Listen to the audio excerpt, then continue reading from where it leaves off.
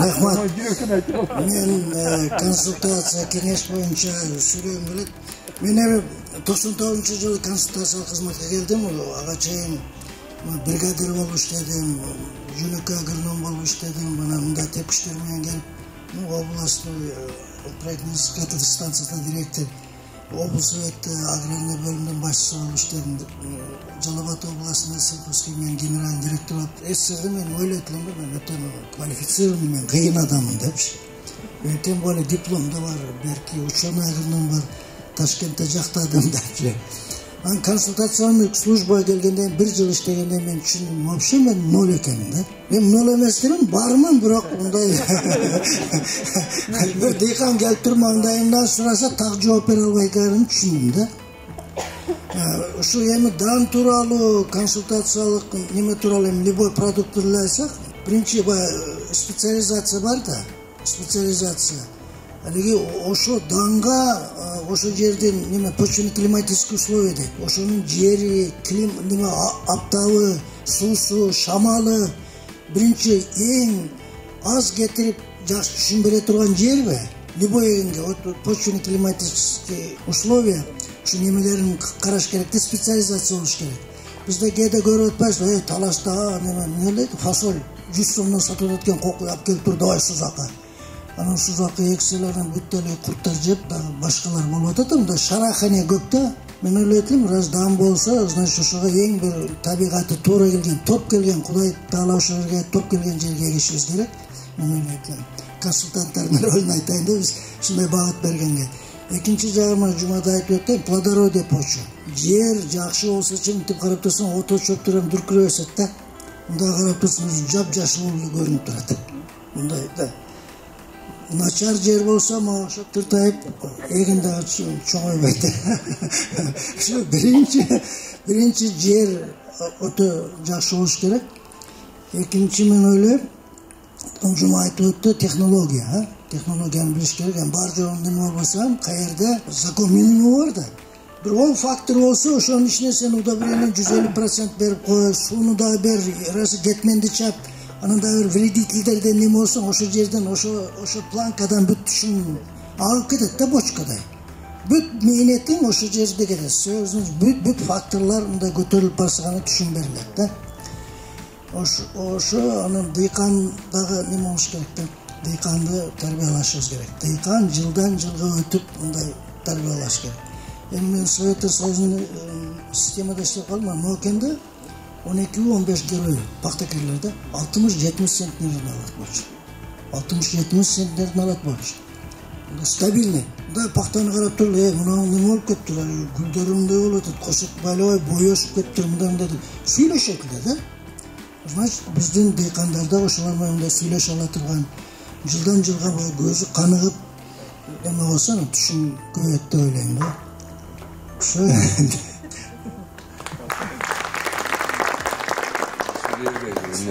Биз бүгүн мындай жүрөгү ооруткан дыйканчылыкта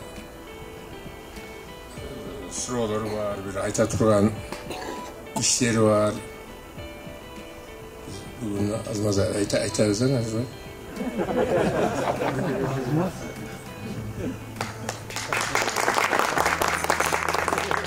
Эми ошо уюштуруучуларга рахмат да, Азамат, Айнагүл, сиздер ушундай тема бизде угалы депсиздер. Канчалык деңгээлде биз ошого татыктуубуз, убакыт көргөзөт. Ошого унчалык дагы толук болуп жетилдек болсок, сиздер менен сүйлөшкөндө авансировать этет да, бизде дагы аракет кылганга. Эми рахмат. Мен ойлойм, бу жерде ТЭС борбору, Жалал Абад айылдык консультациялык кызматтын кызматкерлери, анан дыйкандар отурасыздар. Ушу эки ишкана мекеме бири-бири менен биргеликте иштеп атат, ошонун кадрлары отурасыздар. Дагы жасай турган иштер көп, дагы мүмкүнчүлүктөр көп. Кудай кааласа биргеликте аткара беребиз. Нажимаке сиз айтып кеттиңиз го, ошо удобрениени будайга kaliy berбейт депчи. Аны фермерлер сразу эсептейт. Buğdayдын эффективности кандай, калий берсе өзүн актабайбы деп.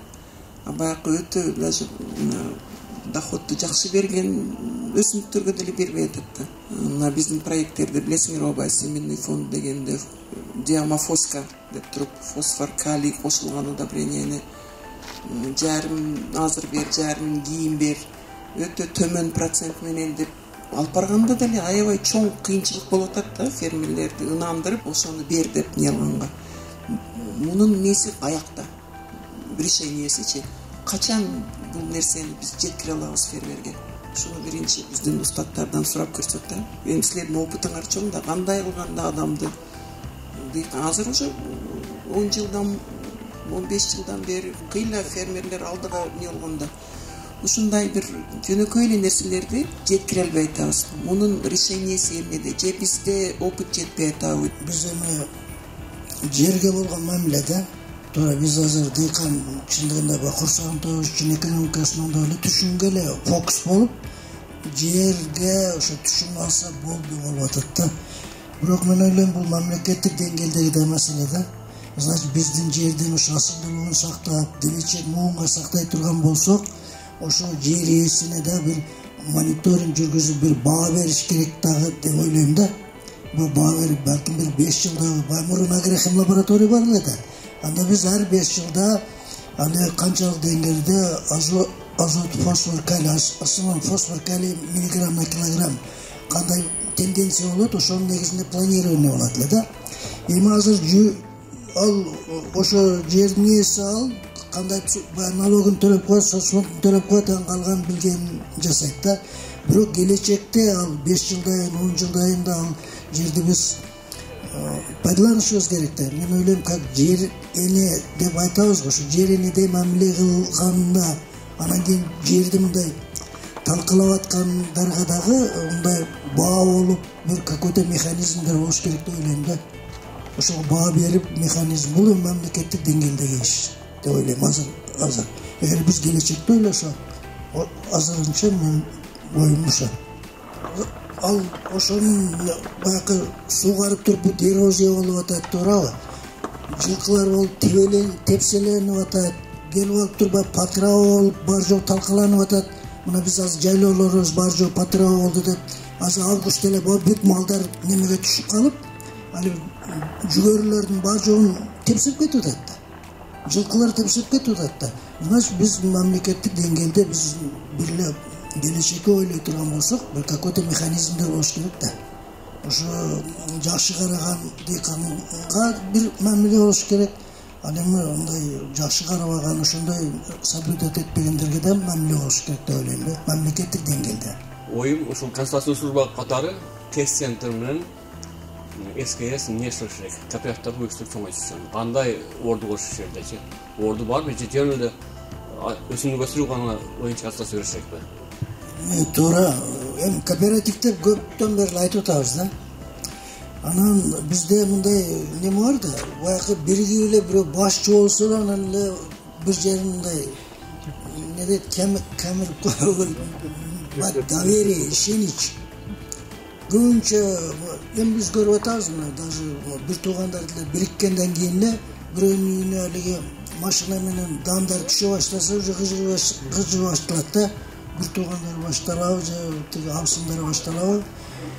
Маса сөз козголот, башы бирикпей атат да. Абысындар баштайт. Анан өзү эгер кооператив чындап уюшулса, анан кийин жакшы башкарылса, бар жогу прозрачный болсо, ачык болсо, кооператив уюшулуп, мен ойлойм, таттуу болуш керек да. Мына айтып атабыз биология. Чымындар, арылар таттуу ширеге жабышат да. Өзү эч кандай немеси жок эле, мамлекет колдобой эле. Значит, ошо кооператив ошого выгодный болсо, пайдалуу болсо, сөзсүз кооперативдер өнүгөт да. Анан көп учурларда кооперативдер түзүлөт, кагаз түрүндө же отчет бербейт, же 1-2 жылдан карасаң келген акча бир жака кеткен, ушундай маселе болот. Риск, мен ойлойм, ишенич, ошо кооперативдин таттуулугунда анын баягындай рисктер жок болуп, ачык болсо, менимче өнүгүп пайдалуу боло баштаса, элдер мындай ой баштайт. Ana маалымат жетпей калыптыр, ана эми пайдалуу болсо, кооператив болсо любой адам умтулат да дыйкандар. Деп ошондо биз канчалык деңгээлде сапаттуу уюштуруп атабыз, канчалык деңгээлде ошо түзүлгөн кооператив туруктуу, таттуу да. Конституция службанын орду барбы ушунун? Сөзсүз бар. Сөзсүз бар. Эми сөзсүз бар. Мына көп биз иштеп жүрөбүз, көп кооперативдер бар, даже расчетный счету жок, 20 жыл өскөнү менен. Bir günü bank neme ökül aytпады. Азыр мамлекет кредит берген атат. Кредит берген атат. 5 миллион бирдеке берген. А кооперативтердин уставы бар, печати бар, ана 1000 сом пулу бар дейт. А основной средство канча анын мүлкү бар, ошого жараша акча берет да. Ал 20 жылдык кооператив. Ал чыныгы кооператив болуп, чыныгы кызмат кылып немesi болса өнүгөт сөзсүз. Мен ойлойм, башчысы ошол жерде башкаруу жакшы болуш керек да, ошондо аста кетет. Любой жерде лидер, башчы, серкеси жакшы жакка алып барыш керек да. Ошондо болот. Тетеги сары кыржакка, чой теркечим баштагым.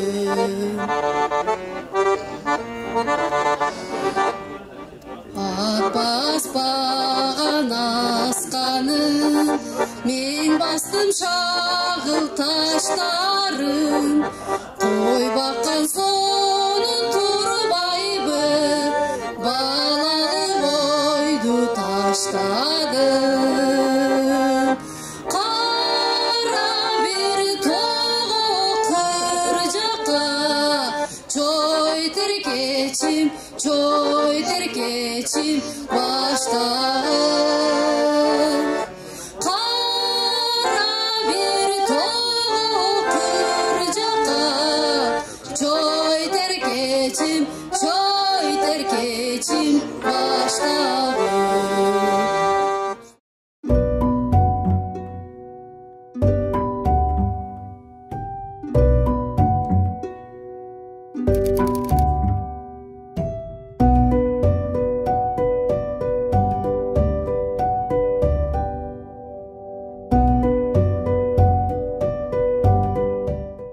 Обычно турам эртемен туруп алып туруп анан кичине разминка кылам, путтарымы разминка кылып, денелерими разминка кылып да, андай жазам.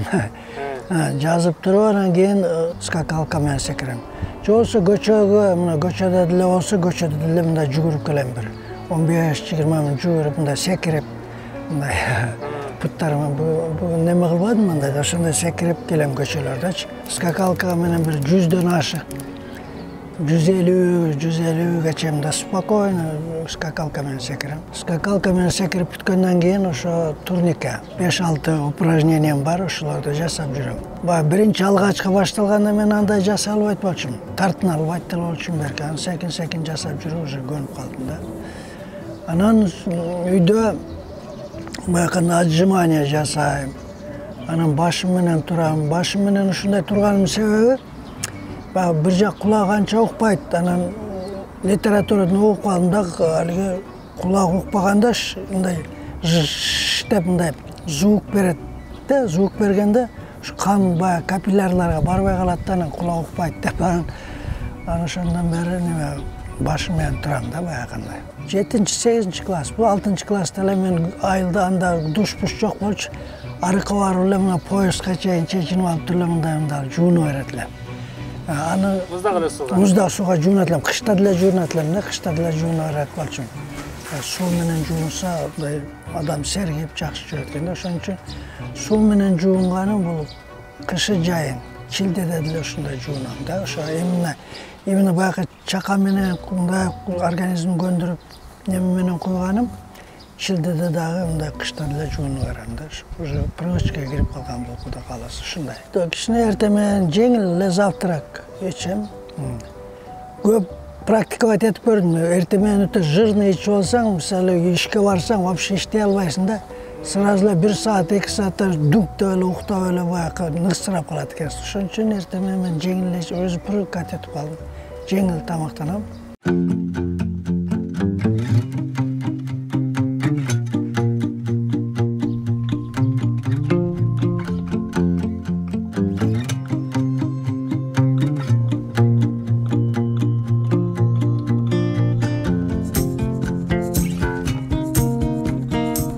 мындай илгери вообще атчан жүргөн кишилер жакшы болот экен да. Атчан мындай өзүнчө упражнение болот экен.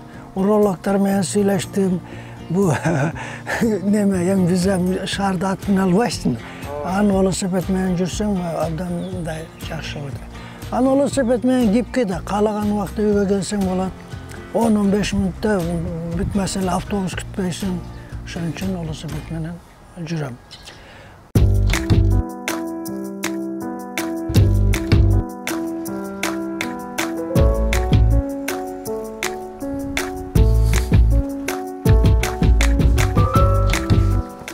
Анан 98-жылы конкурс болду. Мен тармактык адис болуп, ошол конкурстан уттум. Организация уюшулгандан баштап ошол жерде иштедим да 90-жылда. Анан 2001-жылы мен ал жерге менеджер болдум. 2014-кө чейин ошо жетекчи болдум. Пенсияга чыккандан кийин мен 2014-жылы уже тапшырдым.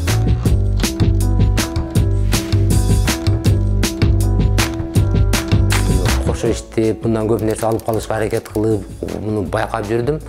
Ошо бул иштен кийин калып иштейт эле, бардык нерсени жазат эле, суроону көп берип, бардыгын фиксировать этип жазып, сүйлөшүп аткан адамынын бүт ичи оюнуна кирип, анын кандай адам экенин бүт баарын сурап, түшүнүп алганга аракет кылат да бул кишичи.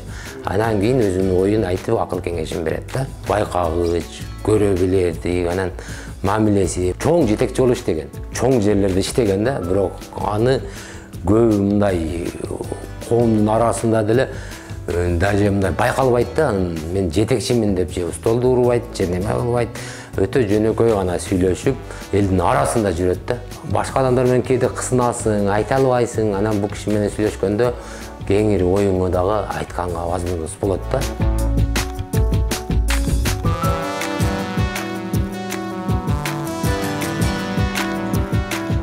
Эми мен айтам, өзү консультациялык кызмат өзү Кыргызстанда мындай жаңы эле да, 20 жыл, 25 жылдан бери эле болду. Бул 25 жыл консультациялык кызмат эле өтө жакшы.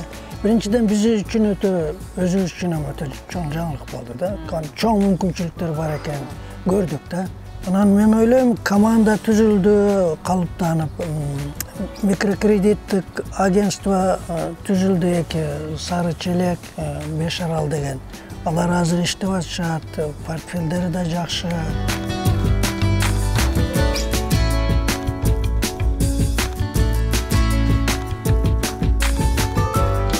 Ишке жаңы келген жылдары мен Аксыга 3 күнгө командировкага жөнөтүш керек болуп калды да. Надырбек аке чакырып мени ушинтип Аксыга 3 күнгө командировкага барыш керек деп калды. Жолдошум менен сүйлөшүп көрөйүн Надырбек аке деп ошентим. Макул, сөз сүйлөшүш керек, сүйлөш деп анан эртең мага жообун айтасың деди. Иштен кийин барып анан жолдошум айтсам ал анча көңүл сүрөбөй, кыскасы макул болбоду да. Эртеси келип Надырбек акеге айттым, ушундай болду, жолдошум макул болбоду десем, мейли. Биринчи үй бүлөнүн тынчтыгы. Анан кийин үй бүлө тынч болсо, анан кийин иш боло берет деп. Ошонто менин ордума башкасын жөнөттү. Кол алымда иштеген сотрудниктердин үй бүлөсүнүн тынчтыгында ойлогон, ынтымагын ойлогон киши да.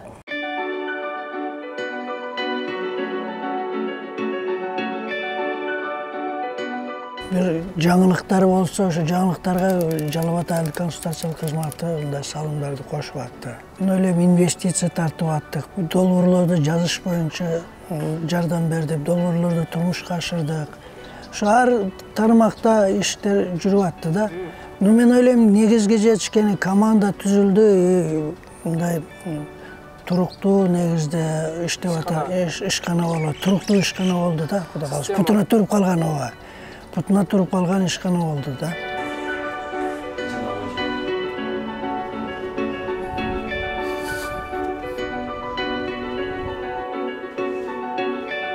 Бизге ошол жаштар, келечек жаштар кандай болуш керек, кандай кадр болуш керек деген максатта өзүнүн болгон кеңештерин берип келди да. Бул жанагы улуумун менен, кичүүмүн менен кантип сүйлөшүш керек, кандай мамиле кылыш керек. И ошол эле берилген тапшырма жумуштарды аткарууда тоготор жерин айтыш керек. Мындай фермердин тили менен сүйлөш керек деген сезимдер менде калат да. Жаш кадрлар даярдоодо, жаштар даярдоодо Надырбек Ашимбаевдин мындай салымы чоң биздечи. Мына ошондон кийин бизден кийин уже кадрлар келе баштады. Биз биринчи кадрлар десек болот. Андан кийин уже жаштар келе баштады. Жыл сайын 3төн, 4төн болуп карабыз чоңоюп, азыркы учурда молодежный жаштар канаты деп коебуз. Атайын эски Жалал Абад айылдык консультация кызматында жаштар канаты бар.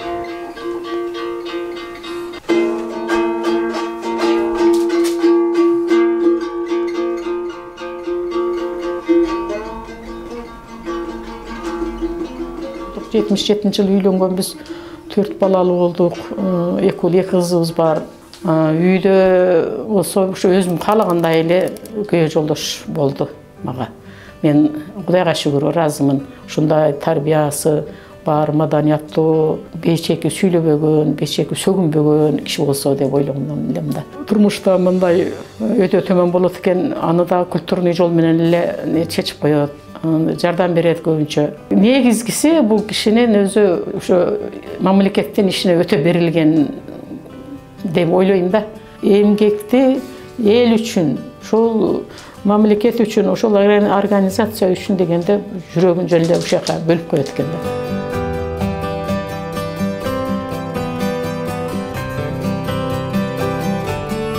Мында салыштырам да. Либерал атагында мындай алардын эсептешкен, алардын ою менен мүмкүнчүлүк берген. Давай муну мындай жасагысын деп мындай диктовать этпейм деле. Кээ бир моменттер болот, мындай өзүм оюмду айтам. А так негизинен буларга мен эркиндик берем. Мүмкүнчүлүк болушунча мен билимдүү болсун, өнөрлүү болсун деп шарт түздүм да. Шарт түздүм, түзүп келейтам колумдан келишинче. Анан Кудайга шүгүр, жакшы эле. Үйдө деле бизде мындай дайчы менен деле демократичный мындай кеңеш чечебиз.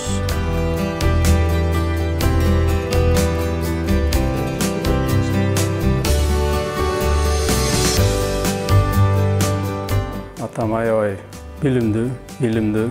Мен атам менен аябай сыймыктанам. Үйдө китеп постоянный, ар дайым китеп көп болчу. Ошол 5-6 класстан баштап китеп окуп, ушундай билимге көбүрөөк кызыгыш керек экен деп ушу атам аркылуу, атам кеңешинен болгон да.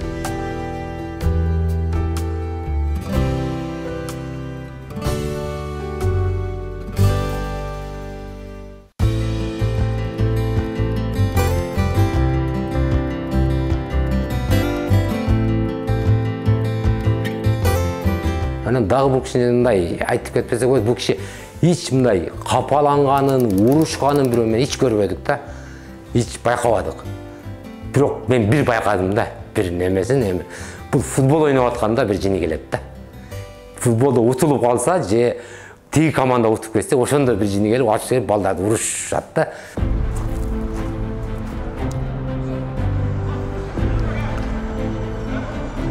Ана мен спортко дагы кызыккан жерим өзү где-то 6-7 класстан баштап эле топ тепет элем. Ана адырларда апаман уурданып барып алып топ теп, ойноп жүрөбүз деп. Анан баягы жашыңан неме болгон, ошо уже неме болуп калат экен да. Сиңип калат экен.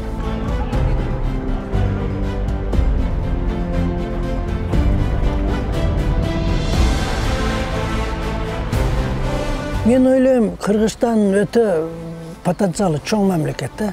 Мына Бангладеш 140 миллион население, 70% территория да. Мен ойлойм, Кыргызстанга 50 миллион адам болсо дагы, мындай алып жашаса болот. Жерибиз, суу, Кудай Таала ата-бабаларыбызга рахмат, ушу төрөлөрдү ээлеп коюшкан да. Төрөлөрдү эң жакшы жерлерди ээлеп койгон, мүмкүнчүлүгү чоң. Кеп эмнеде? Мен ойлойм, специализация болуш керек да. Кайсы мөмө эгин, кайсы табигатка жакшы өсөт. Адам тийбесе деле өзү өскөн жерде ошону дагы өнүктүрүш керек да. Ар эгин, ар табигатка ылайыкташып калган да. Ошону биз специализация болуш керек.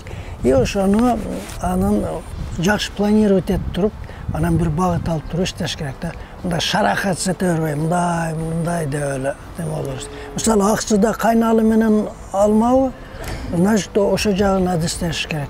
Сузак, Нокен, Базар коргон арабаны пактабыз, значит, пактаны неме кылыш керек. Ал табигат өзү ошого ылайыкташкан.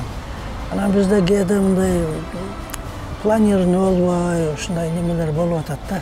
Мүмкүнчүлүк чоң ойлойм. Мындай акылдашып, илимпоздор болобу, тажрыйбалуу аксакалдар бар, практиктер бар жаш, ушулардын баары жоонундай казанга кайнатып турган, мындай ирети менен ишти алып барыш керек да.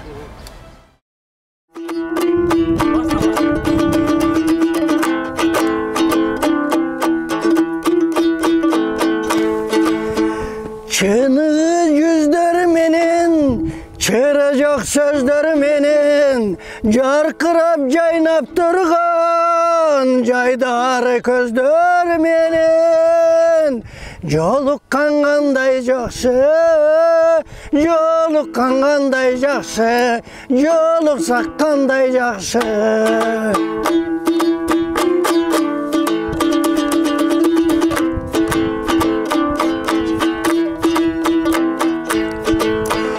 Sağıngan жүрөк менен, ең жақсы тілек менен, құшақтап бек қысып, қуатты білек менен. Көрішкен қандай жақсы, көрішкен қандай жақсы, көрішсек қандай жақсы.